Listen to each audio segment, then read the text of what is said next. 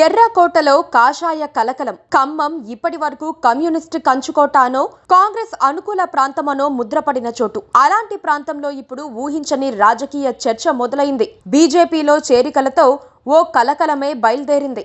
కారణమేంటి? ఎవరి చుట్టూ ఈ చర్చ?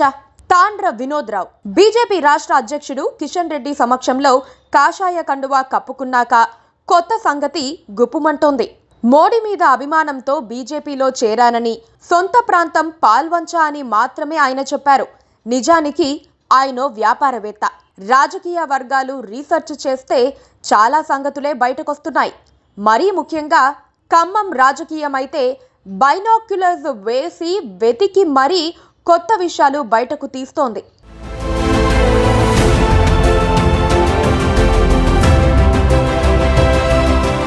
వినోద్ రావు ఆర్ఎస్ఎస్ బ్యాక్గ్రౌండ్ నుంచి వచ్చారని, అందుకే ఢిల్లీలో బీజేపీ అగ్రనాయకత్వంతో అవలీలగా సమావేశం కాగలిగారని, ఆయనే ఖమ్మం బీజేపీ అభ్యర్థిగా పోటీ చేసినా చేయొచ్చనే చర్చ మొదలవుతోంది.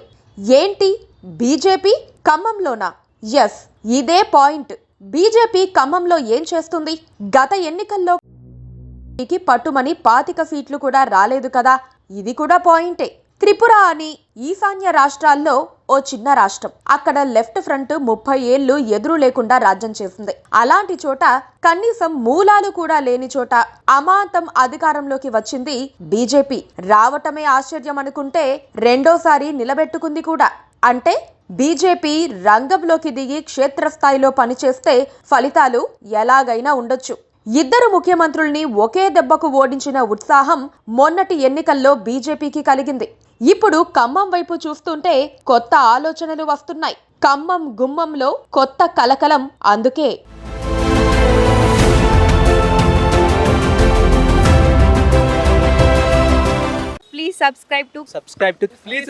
Please subscribe to KTV Telugu. KTV Telugu. KTV Telugu. KTV Telugu channel.